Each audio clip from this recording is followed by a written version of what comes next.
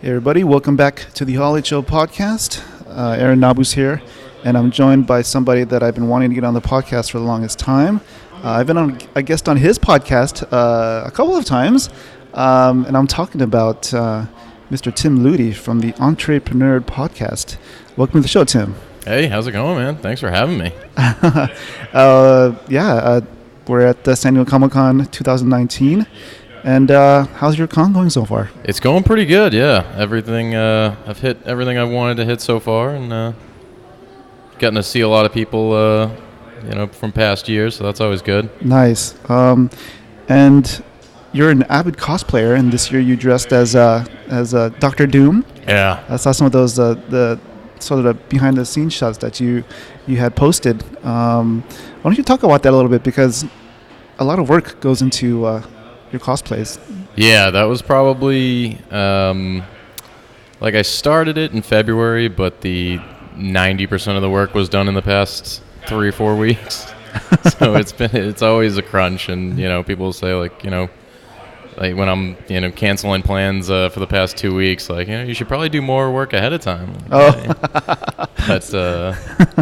But yeah, the costumes have kind of gotten bigger and more elaborate every year, and it's this one was a lot of fun. I was really happy with how this one turned out. Now, how did you arrive at the decision to actually do a Dr. Doom cosplay?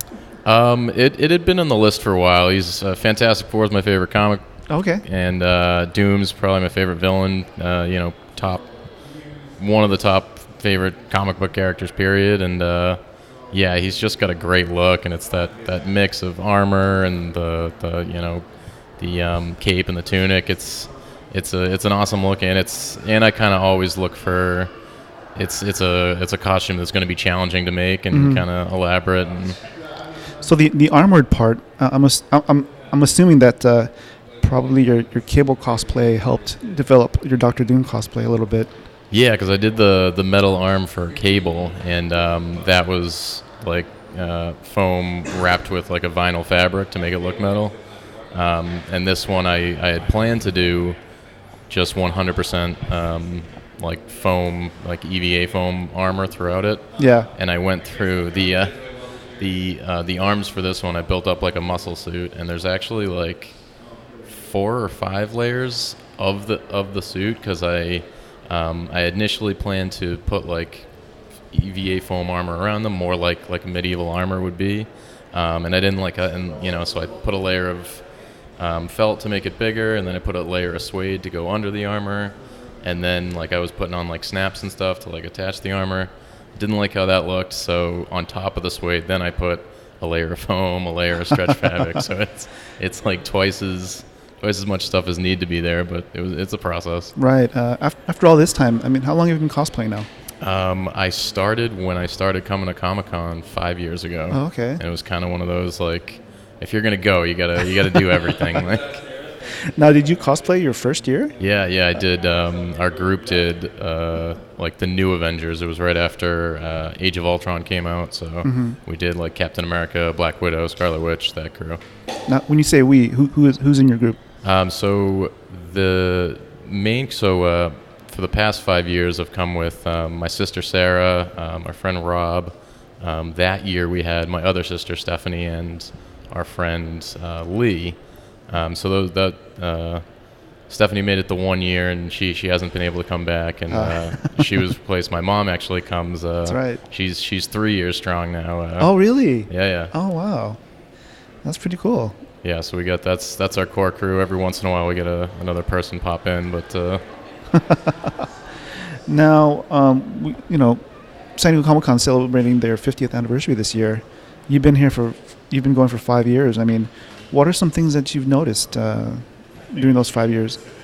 Yeah, that's what everyone talks about, how much it's changed, and it's kind of always been the same as far I came after it started really blowing up. So I noticed the first thing I noticed when I first came, because I'd never been to San Diego, never been to any comic convention, and we were out in the I think we were in Hall H or something like that, and Rob, my friend's phone was dying, and he's like, maybe someone's got portable battery that I can find. And I'm like, Rob, like, that's a precious commodity. Like, you're not going to find someone just give it to you. Yeah. And then we run into like a guy and just offhand, he's like, hey, by the way, guys, I got a portable battery if you need chargers. I got a like Wi-Fi hotspot if you want to jump on here. Like, wow. Everyone's just super nice here, super like helpful to people, and everyone's like into the same stuff and always trying to like meet new people that are into their stuff. And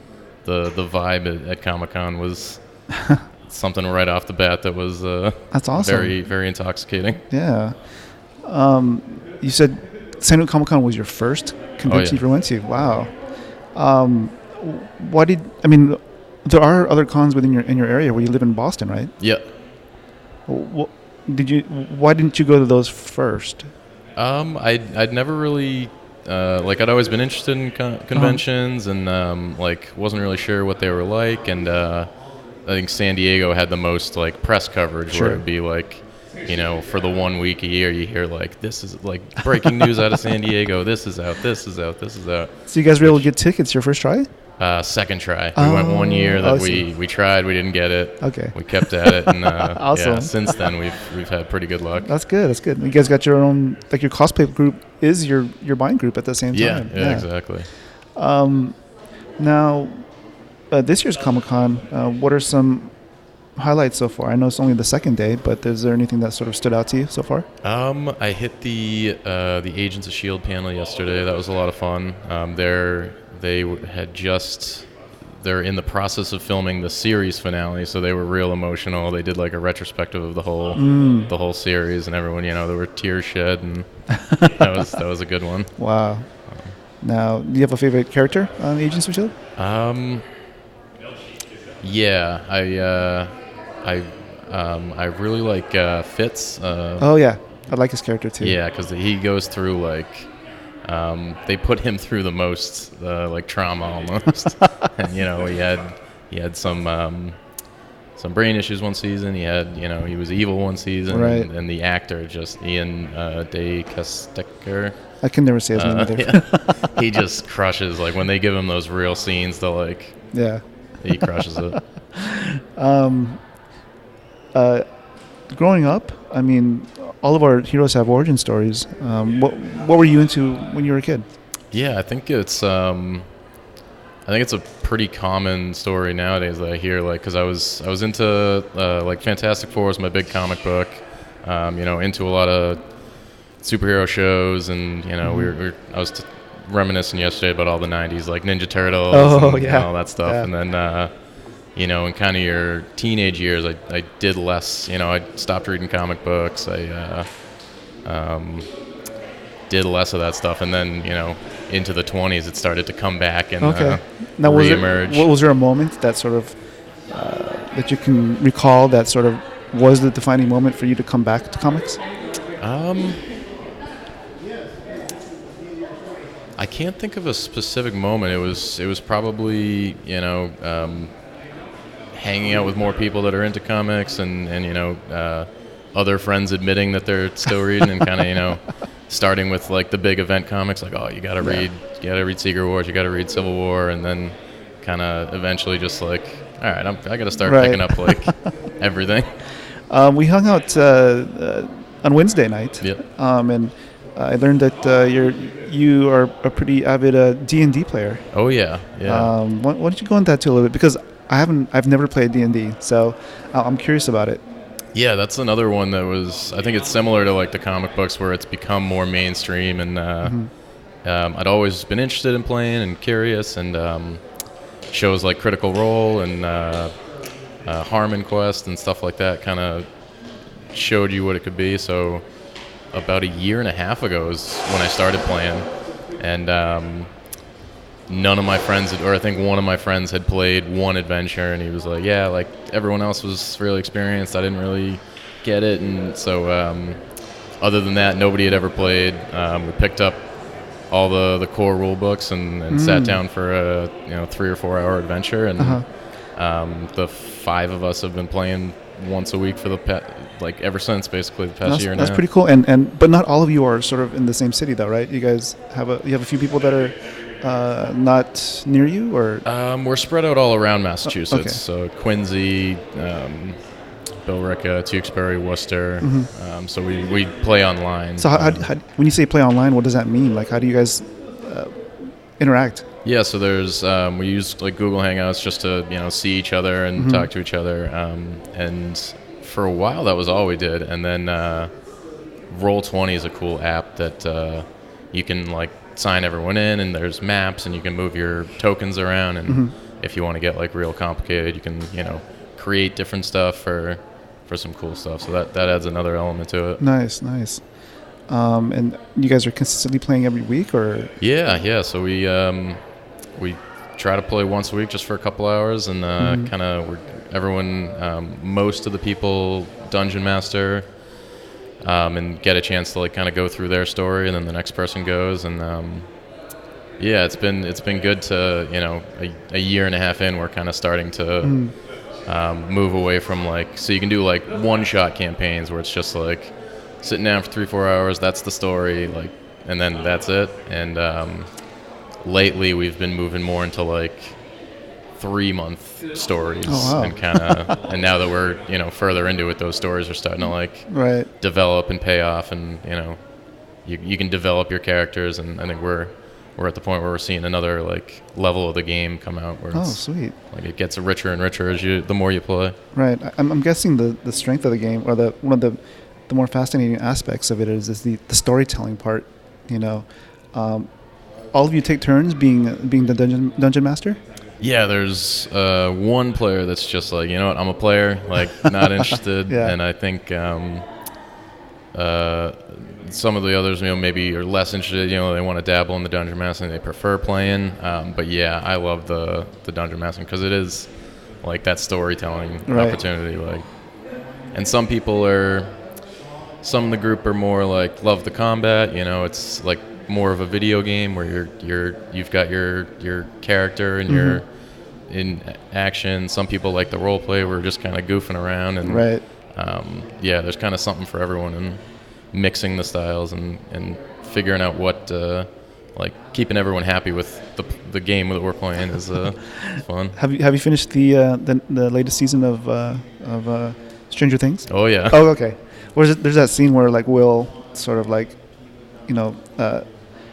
puts his D&D game up for I guess to be recycled or to be donated, and so it's like, I mean, do you think you guys are going to get to that point? That's what I love in that season.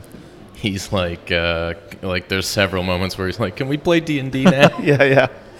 Like I feel like that's me. And I'm starting to collect a few D&D books that. Okay. Like I think who's his name? Chris Perkins, one of the developers for D&D, was kind of saying like most of the adventures that they put out are read and then never played. Oh, really? Because you'll get them hoping that you can play a game and then never get one together, and so they design them to just be like fun reads as well as like instruction on how to run it. So I have a few that I've enjoyed reading, but I have not gotten to play them yet. So is there like a suggested format for a story, or I mean, is it just pretty much carte blanche for the dungeon master? Yeah, exactly. Like I bought those adventure modules, but we've never actually run a module. It's all just been like homebrew, I guess is the term, where we're just creating our own world. And do you guys have homebrews as well when you're playing? Yeah. So yeah. So and yeah, you can do anything with it. Like one person ran an escape room. Like we were stuck in a escape room. Wow. Like, and you can do fights on top, like falling down a mountain, or like fights in midair. Like one was just a strictly social encounter. Like there's like very loose. There's rules, but there's no real guidelines for how you can use them and tweak them, and like opportunities are endless, which is a lot of fun. Cool. You have a podcast, the Entreprenerd Podcast, but it used to be called Under the Capes. I guess Under the Capes is sort of the umbrella of your brand. Yeah. And the podcast is called Entreprenerd Podcast. Why did you feel the need to start differentiating that?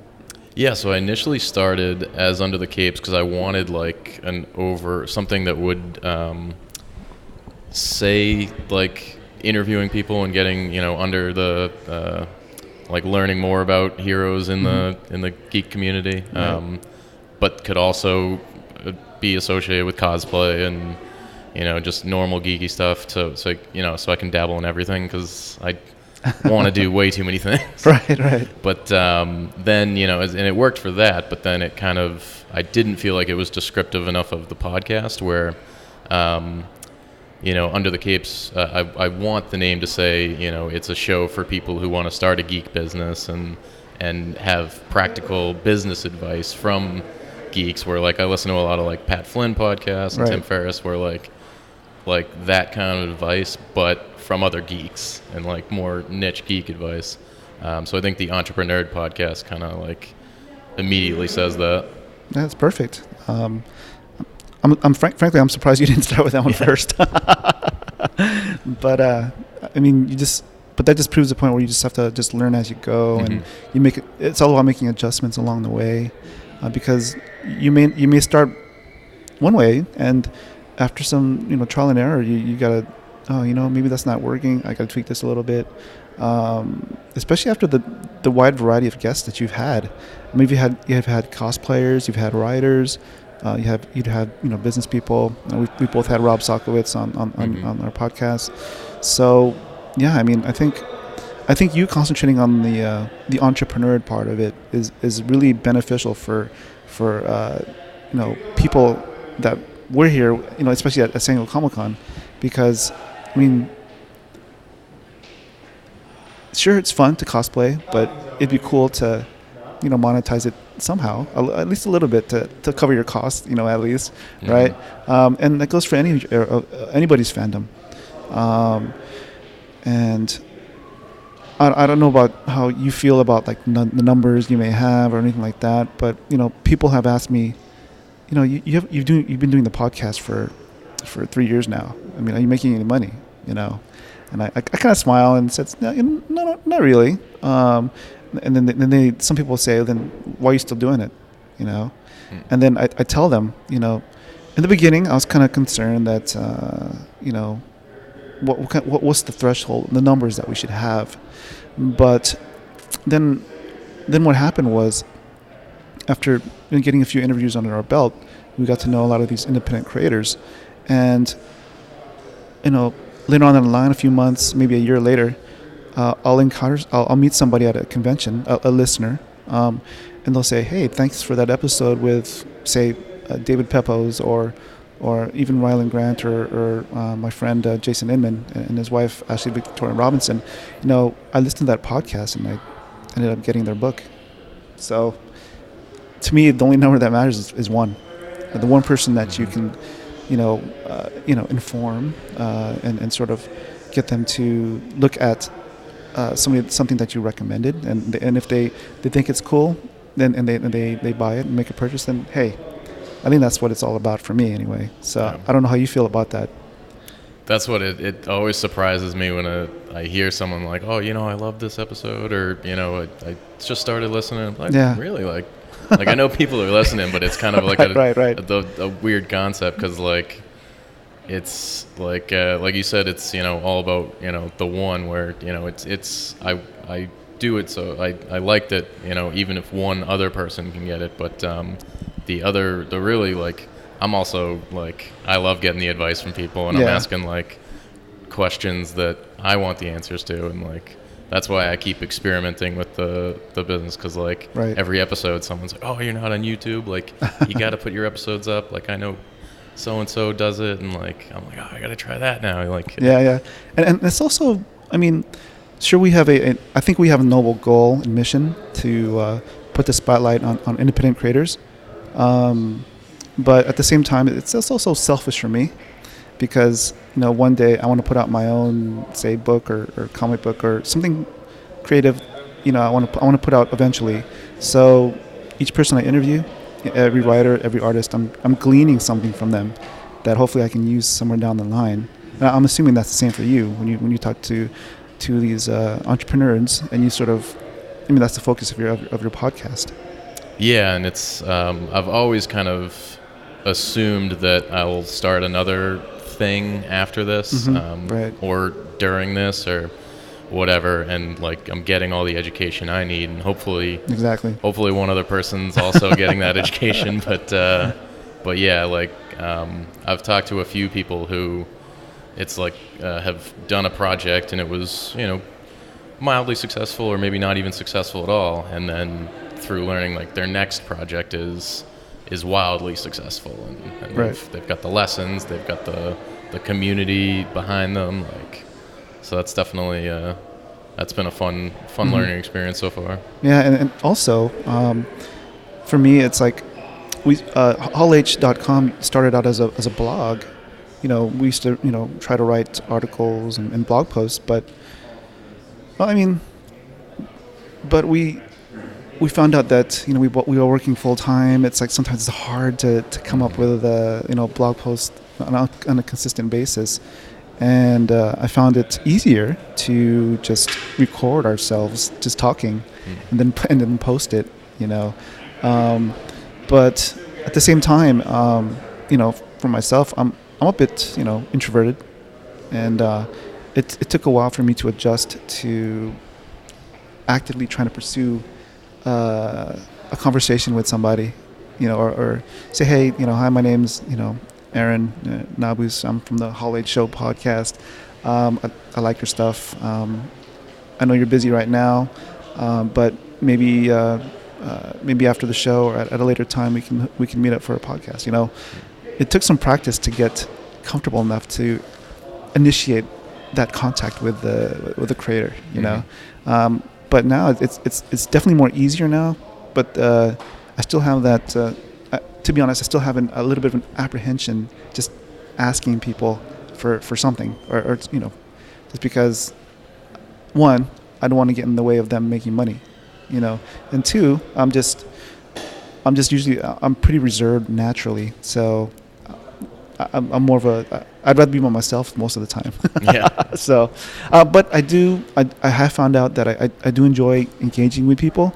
Like earlier today, after we got out of a panel, people, you know, recommend me from Comic-Con Fit, and I thought, wow, this is so cool. Yeah. You know, I'm starting to get used to it, but in the beginning, when people start to come up to me and say, hey, you're from Comic-Con Fit, right? I was like, wow, this is different. This is like, it was really humbling.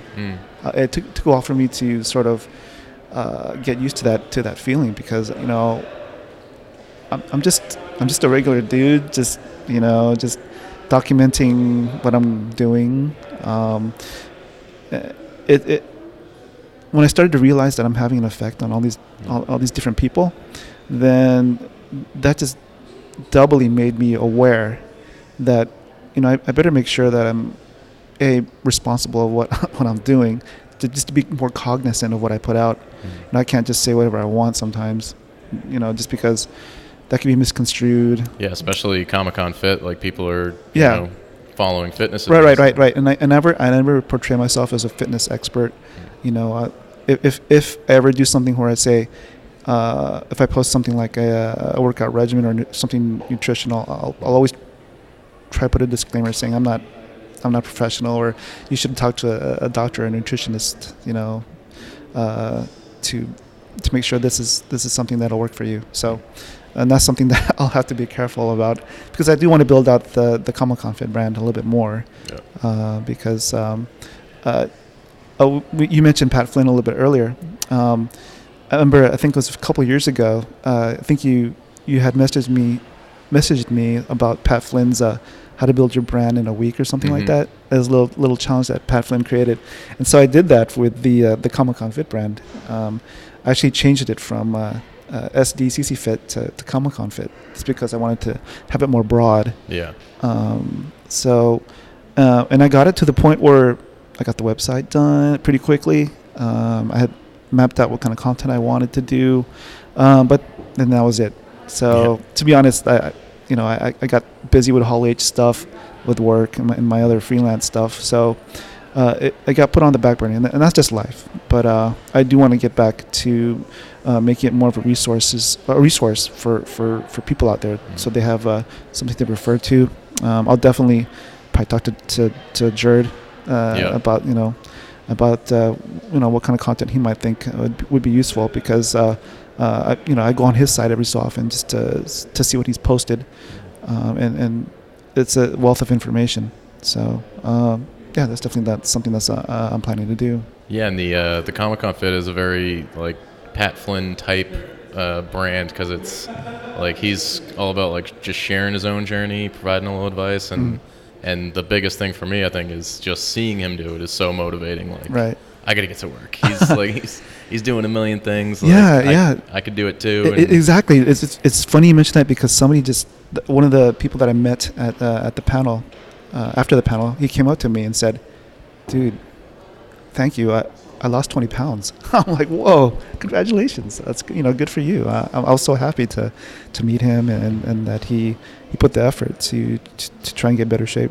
Yeah. Yeah, even just a daily, like your daily tweet, like Comic-Con is right. 2 months away. Right. I'm out here, taking a walk or hitting the gym or something. Like I see those and I'm like, all right, what time am I going to the gym today?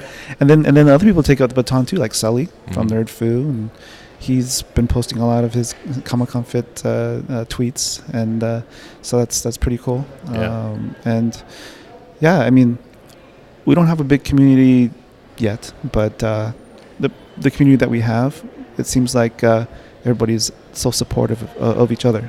So I find that really, I'm just happy that it is that way. Yeah, seeing people put up their goals at the like earlier in the year and then hit them, and it's nice that we all have the same like end time goal to exactly. work towards. Now going back to your podcast, how do you find your guests? It's a mix of, I try to ask other guests, like, who do you think would be interesting to, for me to talk to? And that's a good tactic. And those are always usually some awesome guests.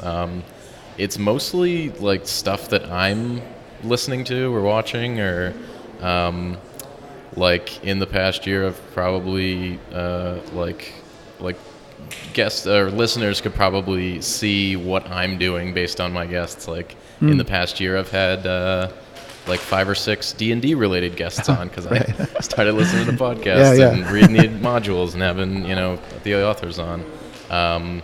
Into a lot of cosplayers, so I've had a lot of cosplayers on. News sites like yours, and other, like, I love a lot of podcasts and stuff like that. So it's mostly just what I'm listening to, and people. That was early on. I was also like, I'm definitely an introvert. I was very apprehensive about asking people, and the people. I'm always surprised the people that are willing to spend some time, and like definitely, don't want to waste anyone's time. Want to make sure it's valuable for them, and there's a lot of people in the community that are very open with their time and very, very giving to. They give it back a lot. Definitely. I'm surprised sometimes that some of my episodes go to like 2 or 3 hours, and to be honest, we just lose track of time. Yeah. Well, that's what you were saying, that you were initially like a news site, and that's not really didn't really fit what you wanted to, didn't really fit your lifestyle, maybe didn't fit like what you wanted to do, and you seem to more enjoy like the longer in-depth conversations with people, and just and like focusing on what you actually wanted to do helps you probably find a better audience than if you were like forcing this news site that you didn't really. Exactly. I'm a big fan of conversational type podcasts. I don't know if you know who David Chang is. No. He's a chef. He was based out in the East Coast, but he moved out to LA for a little bit to open up a restaurant, and I think he's back in New York to raise his family. But podcasts like that where he talks about the chef life, but he also has other people on there who are into other things. Like he'll have filmmakers, like he had Rian Johnson on there. He'll have actors on there, writers. It runs the whole gamut, and that's something that I love about his show. It's not I mean, I enjoy the chef stuff that he talks about, but at the same time, he keeps it really interesting, and the guy's just, he plays like this guy who's really affable, but I think he's a pretty smart guy. Yeah.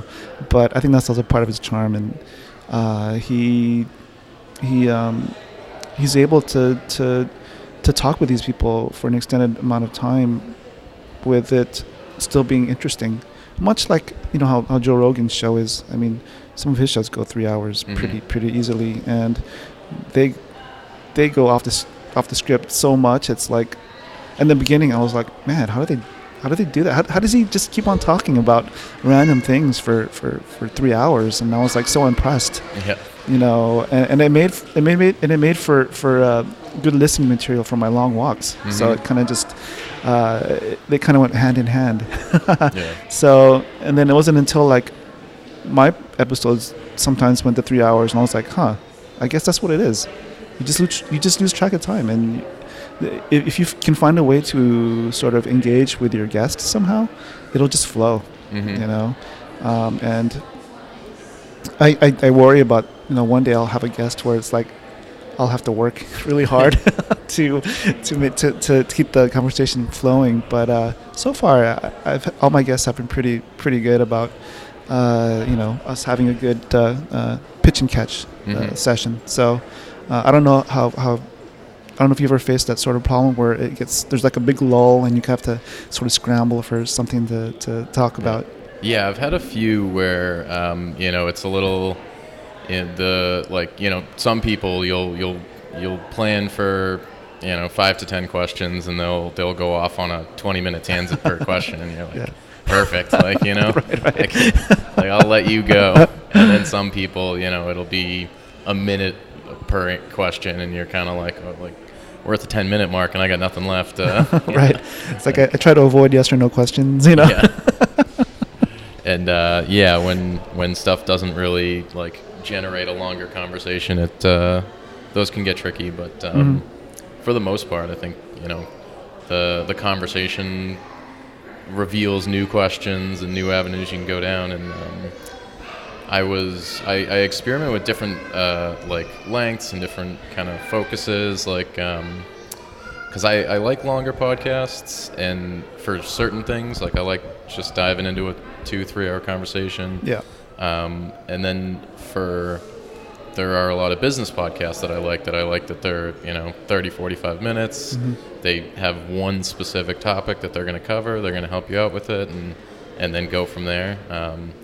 So I've kind of tried to focus more on that end, but I haven't really tried to I think a few or a lot of people say it, but I think one person was surprised I don't cut anything out, even though some people are like, oh yeah, I edit mine like crazy, and even the ones I've had a couple hour-and-a-half ones. Now is that because you're lazy, or you just want to keep the integrity of the conversation? I think it's more we talked about it, it's content. I would hate to get rid of something and have them listen to it and say oh, why'd you cut this out? I thought that was a good point. Or have it's not like a movie where it has to come in at 2 hours. It's it's all good content. Right. I'd hate it to go to waste. Yeah, to me, I guess part of it is I'm a little lazy, I guess. Yeah. I want the process to be fast. I'm more concerned about the content versus the technical stuff. I don't want that to sort of slow me down. But I mean, the only type of production I really do is just put the intro music, put the outro. Sometimes I'll record an intro or end the outro also, if depending on how the podcast went, if I need to sort of preface it beforehand. But I think I've streamlined my process pretty quick. If everything's quote unquote perfect with the recording, I can finish the audio part in 20 minutes. And then the hard part is just doing the blog post and putting the social media contacts, and maybe adding the verbiage that goes along with with the post. So I think that's sometimes it helps to sort of when I do the intro. Whatever I say in the intro is what I'll just copy and paste into the post, and that's my content for that blog post pretty much. So I do. Initially, when I was first starting, when I did my intro outro, I would like carefully take out every and wow, like, there'd be long pauses because also initially there were a lot more of them. I've gotten better, I think, at not putting as many in and having a plan initially and not kind of stuttering. Are you talking about your intros or the podcast itself? You're going through deleting the Every once in a while, there'd be a long pause, or like I'd mush mouth a question, and I'd be like, "All right, I got to fix this." Right.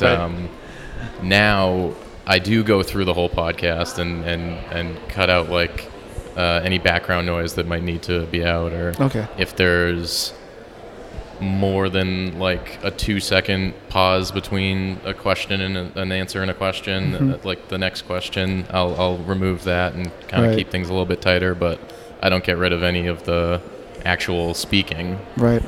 And I don't cut down my intro, outro anymore now. It's kind of like, you know what, leaving them in there will make me do less the next time. Right. I think I tweeted this like a couple weeks ago, but for the first time, I was able to do my intro and outro on the first try. So I was kind of happy about that. That's what I saw that tweet, and I kind of felt guilty. I was like, I've been one-shotting mine for a while now. Oh, really?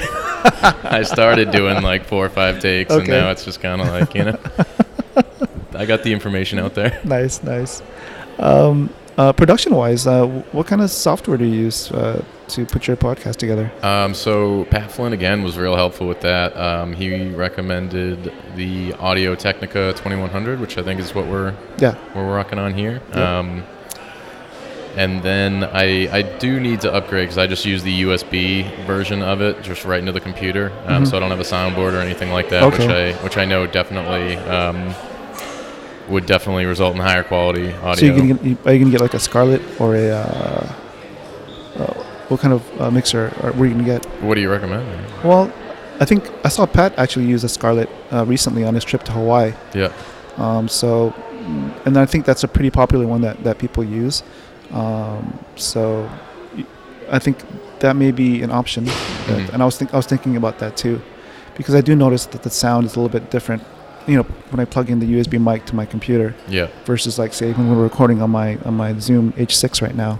I'm probably going to be looking into something similar too. Nice. So you said you got the ATR as well, the microphone? Oh, cool.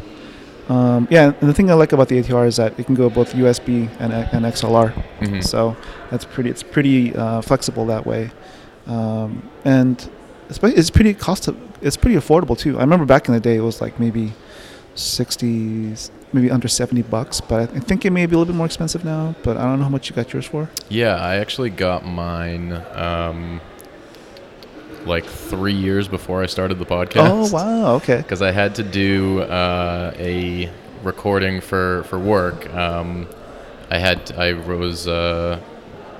did a presentation on like social media marketing, I think, and I recorded that, and I was like, well, if I need to do this now, I'm just going to buy a mic because I think someday I know I want to start a podcast. Okay. And so I didn't really need it for that work thing, but I'm like, I'm going to get it, and I'll have it for my podcast someday. Nice. And someday it was 3 years later, but I had it ready. And what do you use for your how do you record your podcast? So for the software, I use Audacity to like record my end, and if the guest is willing to record their end through like an Audacity or whatever they have, that's always really nice. Otherwise, and as a backup or as the main one, I'll just record directly through Skype. Okay.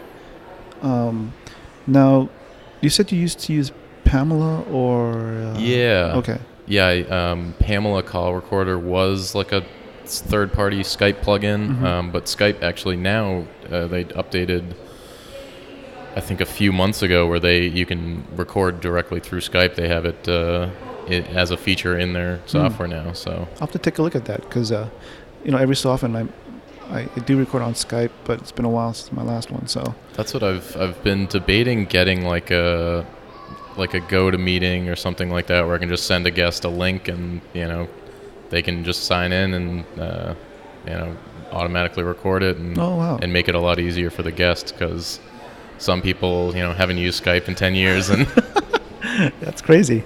It's like I guess Skype has been around for a long time. Yeah. Now, where do you upload your podcast to? What media server do you use? SoundCloud for the media, and then the website and the feed is through WordPress, and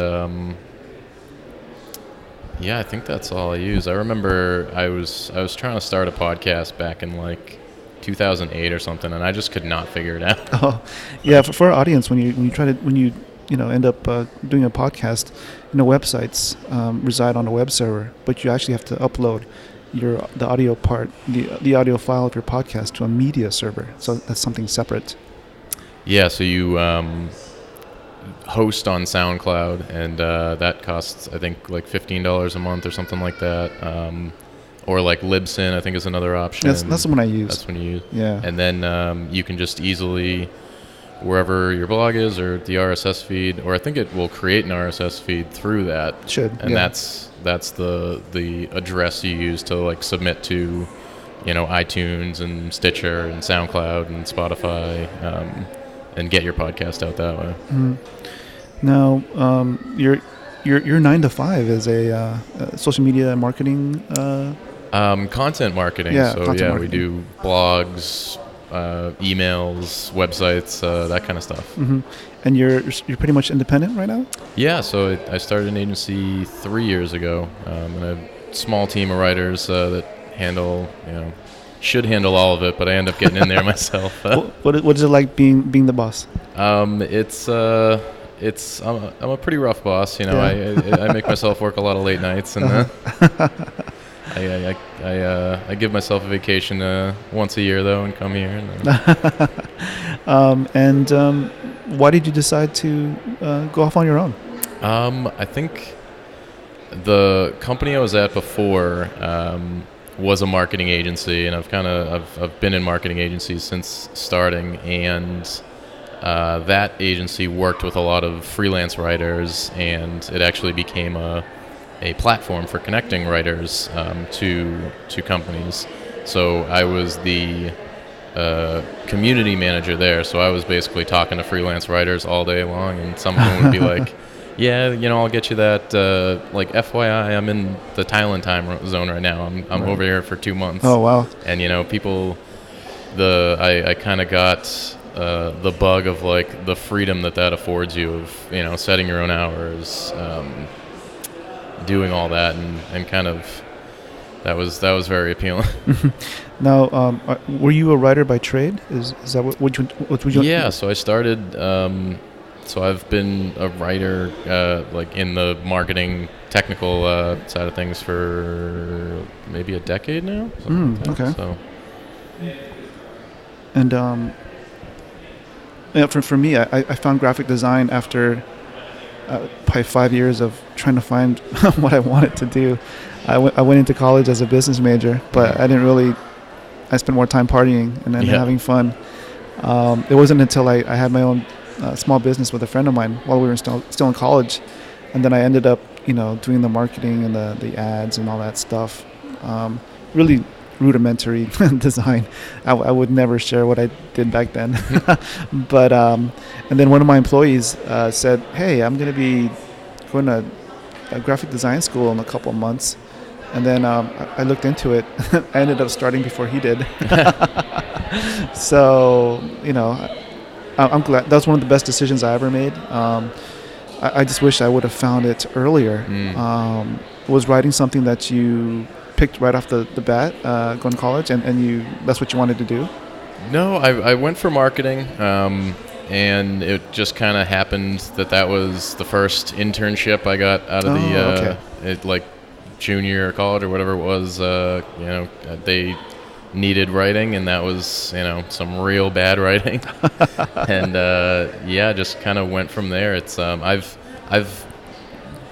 mixed in a lot of different other marketing. I've done marketing automation, social media marketing. I did like video marketing for a little while, and I've done a lot of different stuff, advertising, and that's the one that kind of, I think, has been the most successful when I actually sell it to clients. Whereas some of the other ones, it can be harder to outsource. Like social media marketing can be a little tricky to outsource, and I don't have the skills for graphic design or video marketing or any of that stuff. So I kind of leaned heavier into the writing, and I think I enjoy it. I like writing. So. And you said you're in the Boston area, right? Yeah. Well, what is it like, growing up there? I mean, I have yet to visit that area, so I'm not too sure what to expect, or like when's the best time to go there and visit? Yeah, I think I'm gonna stick with the fall. Yeah. It's a little bit it's solid weather. It's a pretty great city. I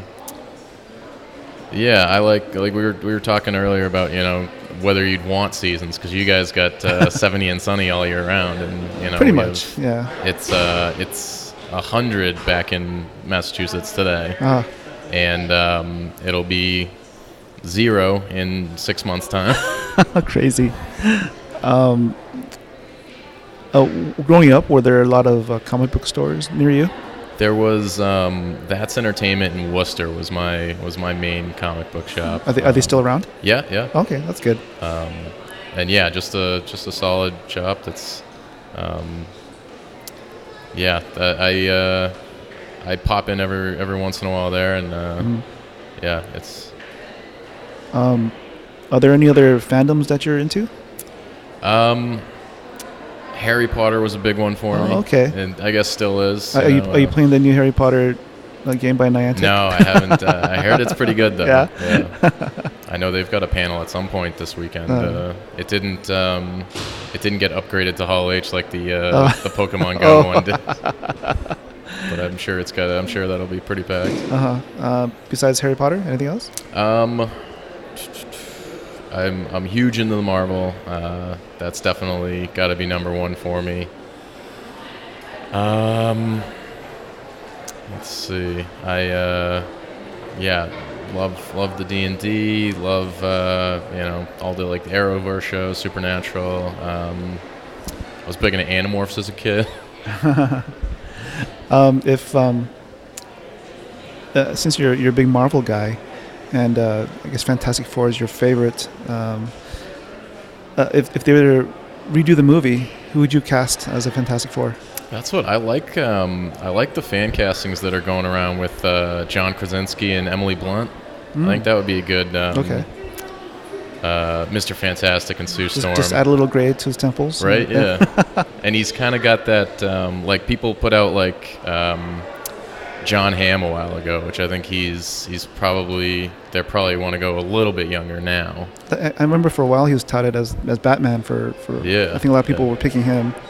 But and I think he's definitely got the jaw for Reed Richards, but I don't think he's got that kind of the geekiness almost. Like Reed Richards is kind of he's a science nerd, and he's very socially awkward, and like I guess you just associated him with Mad Men too much, and it's That's actually John Hamm does have some roles where he's a little bit quirkier, which he does. He's a pretty good comedic actor. But, I guess we can do a little thunder round. If you were president of the United States, what kind of artwork would you put in the Oval Office? Ooh, nice. There'd have to be some comic book stuff in there, like. I don't know. Maybe a nice Justice Society of America would be would be appropriate. So you went with DC. You went with DC instead of a Marvel? I guess one side will go Justice Society, and then the other some Captain America, and If you were to have dinner with somebody dead or alive, who would it be? It could be fictional too, if you want. Who would it be, and where would you take that person to eat? Fictional character.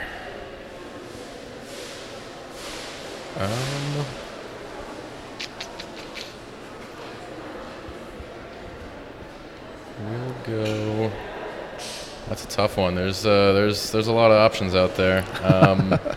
We'll say, you know what, Kevin Smith. I was passing the IMDb boat. I think he would. I'd let him talk my ear off for a couple hours. Nice. And where would you want to take him to eat? He probably doesn't have pizza as much anymore now. Oh, that's right. He did the gastric bypass surgery. Yeah. So I think he went vegan now. Even, okay. So. There's probably a good smoothie place. Yeah. Take him to. Get some wheatgrass and let him. There you go. let him talk for a couple hours, and I'd listen to him talk for. Yeah. If you could teleport anywhere in the world, where would you go, and why did you pick that place? One thing that is on my bucket list that the girls from Nerdy Curiosities actually just got back from New Zealand doing the Lord of the Rings tour. Right, yeah. That is, it's one of those just like epic trips that I'm going to take it eventually and just, seeing all the, like Lord of the Rings is another one of my huge fandoms where it's just, like seeing where those movies were filmed, that would be amazing. You're at a karaoke joint. You get to pick the last song for the evening. What song do you pick to bring the house down? Yeah, I actually did karaoke in New Orleans once. Wow.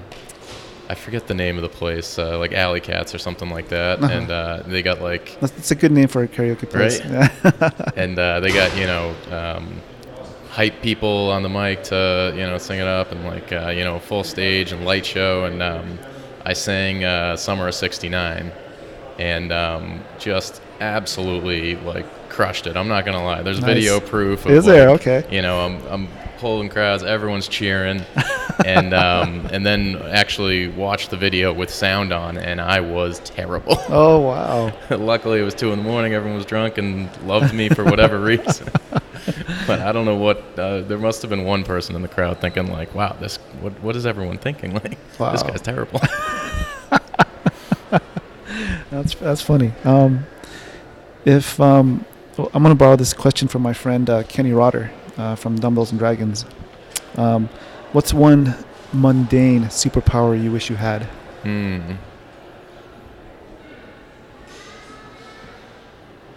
I guess would have to define mundane. Like whenever I'm sitting like anywhere in the room, I would wish I had Spider-Man's web shooters. Just like I don't even need telekinesis. Like I just need to be able to get something to me. So maybe like his web shooters, but I don't actually have the ability to swing on them. I think mine would probably be. I wish I didn't have to sleep. That would be a good one. Yeah, that'd be powerful. And still have not the repercussions health-wise. Yeah. I mean that'd be useful now at San Diego Comic-Con for sure. Yeah, I mean this week haven't done much sleeping yet. So. Speaking of San Diego Comic-Con, what do you think the future of San Diego Comic-Con is going to look like in the next 5 years? Yeah, so what is it? It's at the convention center through 2022, something like that. Something like that. And it's going to be interesting because if they keep it to the same amount of people, which they've been trying to do for a long time, it's definitely changing, with how studios come and what things they bring, and it's taking over more and more of the city, which is cool. Yeah. A lot more activations and stuff. It's interesting because it is kind of it's a marketing question of like how are companies going to, like Comic-Con I think is always going to be an opportunity for companies to get the word out about their projects, but whether that's actually bringing things on a panel or whether that's doing more offsites or just doing like a random stunt through the streets, like I think Vikings did ran through the crowd with like a mob of Vikings or something, or really? Maybe Handmaid's Tale did like a bunch of handmaids through, like So I think companies finding different ways to. It's probably going to become more and more of a spectacle until I don't know, something's going to happen. I think in regard to the expansion, going back to the whole Charger, San Diego Charger thing, I grew up a Charger fan, but I'm kind of glad that they left because now San Diego Comic-Con and the convention center can sort of just concentrate on the expansion and finally get it underway. For me, it's like I heard they had a reduction in Artist Alley this year by like 15% maybe, somewhere around that number. So for me, someone who covers Artist Alley, I don't like that. I want to support those artists as much as possible. So with the possibility of the expansion hopefully getting underway, I'm thinking, okay, that's great. They can expand. They can, do modifications they need for the pop culture stuff and now for the artists in Artist Alley, it's like hopefully they get a bigger spot that's more dedicated, because it'd be a travesty if it gets reduced even more. That's something I don't hope that never happens or doesn't happen. Yeah, because it's tough because the bigger stuff, I guess, does take a lot of the spotlight. But people definitely, I enjoy hitting Artist Alley and don't have as much time for it at this convention than any of the others. So, and yeah, there are I'll do Fan Expo Boston, and I probably spend half my time in Artist Alley as opposed to this one where I'm racing from this and that and that. And well, it's kind of understandable because they do have I know you're a big Hall H guy, and you and your friends try to get in as much as possible, and that's understandable. And then I don't begrudge people who do that, but at the same time, it's like I just wish they would pay more attention to Artist Alley as well. That's what it'll be interesting to see how because I think it'll always be an important part of the convention. It'll be interesting to see how they grow without eclipsing that or without becoming too noisy to actually enjoy the comics. Have you spent a lot of time walking around? I haven't hit the floor today. I hit it yesterday for a few hours. I was in Dr. Doom, so I saw, right in my peripheries a good amount of it. Did you get a lot of photo requests? Yeah, that's always fun. And nice. I got some. I think the Final Fantasy booth had I got a picture on the bike. The Marvel booth did a cosplay meetup, so they did a big photo op. So that's always a fun part of it. I'm assuming. Well, I know that the cosplay community is pretty close. I know there's some groups that are pretty close. Do you find that the camaraderie is pretty, I guess, well established in that regard? Yeah, that's what at Fan Expo Boston last year I did the costume contest for the first year. I'd never done one before, and I was just kind of walking by the registration in my Beast costume, and they were like, "Hey, we got spots open, come." And that was so much fun because it was, 30 seconds on stage, and then you went back and you were in the backstage with 100 other cosplayers for 3 or 4 hours. And it was, how'd you make this? How'd you make that? Nice. What technique did you use? I tried this, and it's not really working. You could do that and it's just it was a lot of bonding and getting cool advice and meeting new people, and the community is really fun that way. That's pretty cool. I'm glad it is, because I have some cosplay friends, and it seems like there is a pretty good group, at least here in San Diego, that I'm aware of, that they sort of they're really close and they help each other out as much as possible. I'm good friends with some of the members of the Star Wars Steampunk universe. They help out at the International Mobile Film Festival, so they're a really good group. I just saw Dude Vader at the Sales Pavilion yesterday, so I hung out with him for at least a good half hour, and every minute people will come up and want to take pictures, so I ended up being a photographer too for half an hour. Tim, this has been an awesome time talking to you.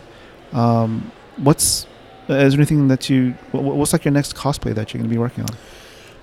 I'm not sure. I usually do one big one a year, and I'll wear it for San Diego, Boston, and New York. and maybe I'll throw something little together. I might do. Zachary Levi is coming to Boston, so I might do like a little Chuck cosplay. Oh, nice! That'd be awesome. Something I can throw together in an afternoon. And wow, what was the name of the Best Buy company? The Buy More. Oh yeah. Okay, that's pretty cool. I haven't seen Chuck in such a long time. Yeah, it was a good show. I like that show. Now going back to your podcast, what does the future look like for your podcast? How do you want it to evolve? Yeah, I definitely want to get more of a structure and kind of. I've been working more towards making it clear the value that someone can get from an episode. Right in the description. And more guests, more diverse guests. Probably should start moving outside my own interests and get some. Like I've never had a Twitch streamer. I've never had some other areas that I don't focus on enough in my specific nerdiness.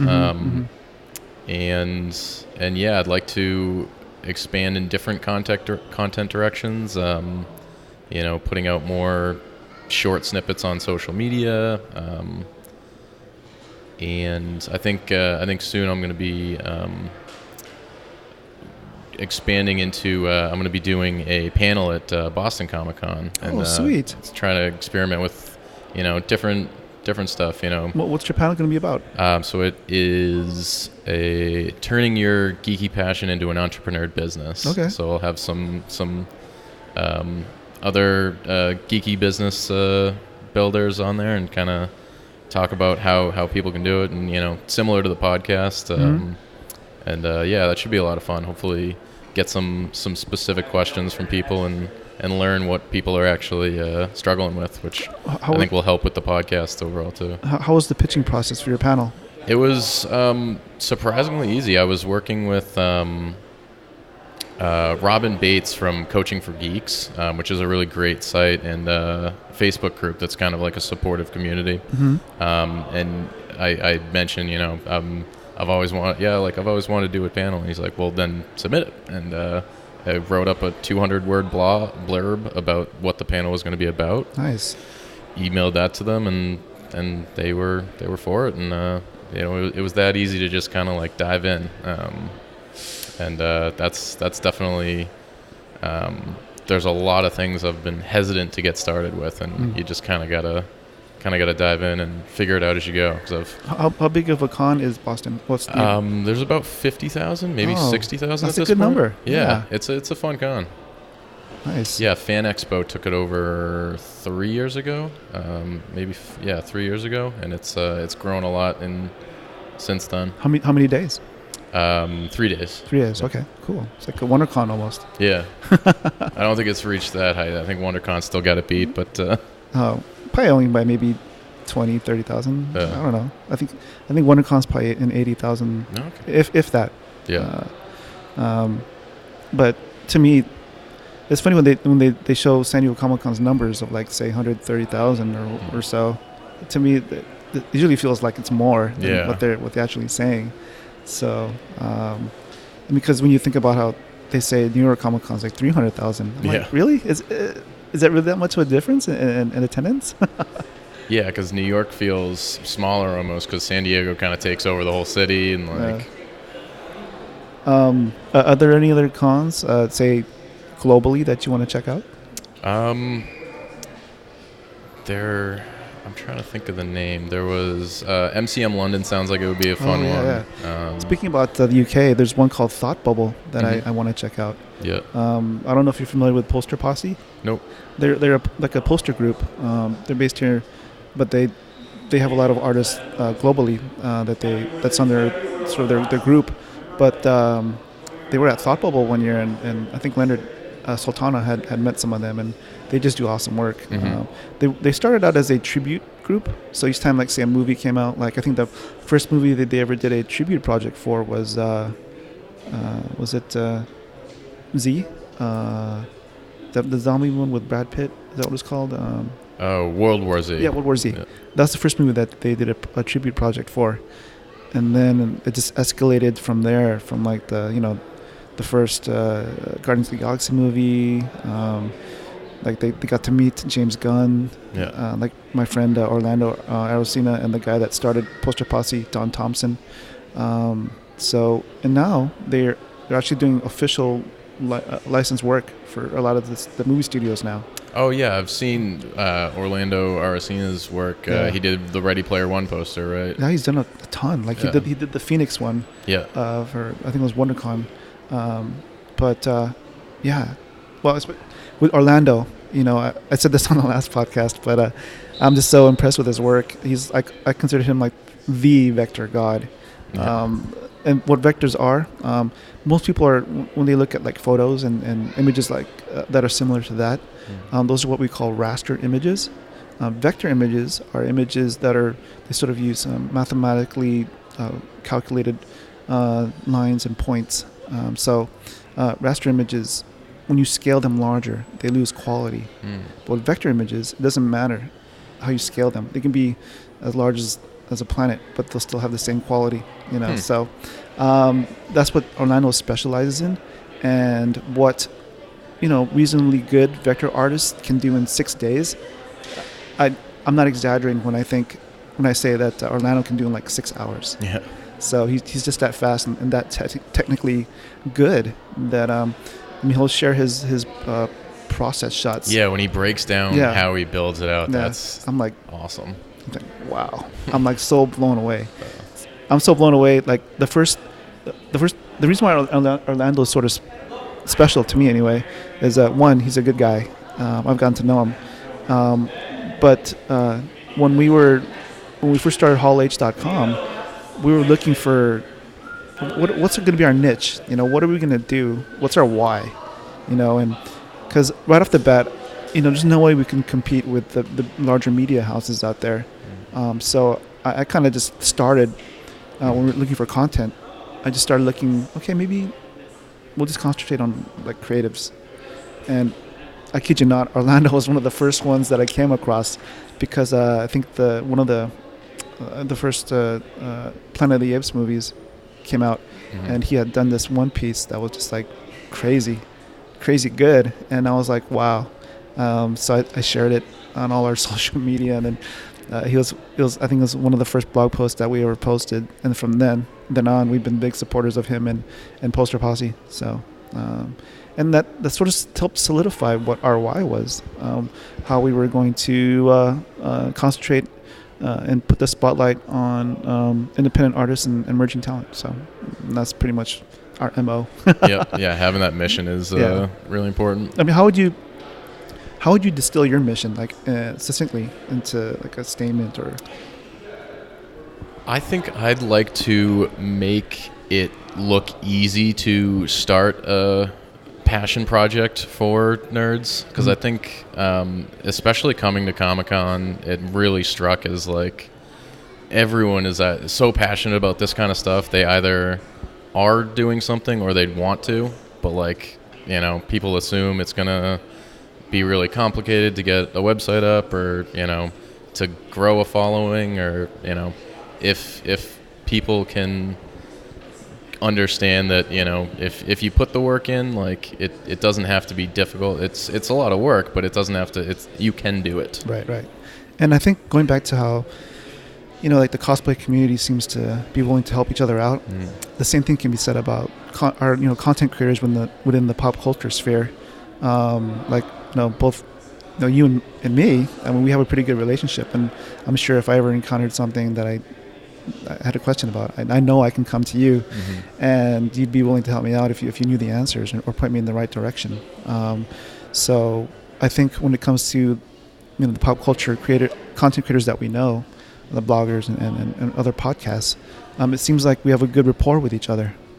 So and I definitely wouldn't be afraid to reach out to anyone with questions, or with if you have a podcast that interviews people, to ask them to come on. Like people are generally helpful if they can be. Right. And I enjoy the times that I've been on your podcast. I think I was on there as myself, and then I was on there with my friend Susie Botello, the the founder of the International Mobile Film Festival. So that was a fun, little episode there, and I'm glad that I finally got you on my podcast. Yeah. So, is there anything you'd like to tell our audience before we, close out the show? I guess just kind of back to the don't be afraid to reach out to people if you have a project that you need help with, whether it's getting guests on your show or getting advice. Really, don't be afraid to do anything. Like I wanted to do a panel, but I'd been hesitating for years and years. I wanted to do a podcast for years, and I hesitated for years and years. So whether you haven't started a business, get started. Whether there's things in your brand that you want to branch out to or experiment with, just try it. If it fails, it fails. I have a little mantra that I tell myself every so often: never try and never fly. Yep. So whenever I'm doubting myself or I feel like I'm hesitant to do something, I just say, never try, never fly. Mm-hmm. Come on, you can do it. Yeah. You might suck or you might fail, but you never know until you give it a go. Exactly. So I think that's an important lesson for people, just to find out if it really is something for you, because going back to when we started HallH.com, it's we had every intention to be a blog, to write everything, but when you factor in our daily jobs and just life, is that really the best use of our time? Mm-hmm. So because it does take a lot of work to do quality blog posts. Yeah. A lot of effort goes into that, but for us, I just found it easier just to record, and I ended up liking talking to people. Mm-hmm. Who would have thought?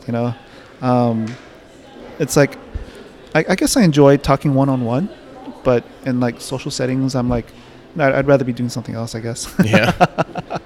It's tough to get an excuse to have a good long conversation with someone. It's rare. Right. So, I appreciate you taking the time to jump on this podcast with me, because I know that you're here at San Diego Comic-Con. You paid good money to come here, and for you to just be willing to spend some time with me, I really appreciate it. Yeah, absolutely. I appreciate you having me on. Cool. Where can people find you online? Yeah, so you can follow me on Twitter at Under the Capes, on Instagram at Under the Capes Cosplay, and Facebook is also Under the Capes. It's a little lighter on the content, but I'm there.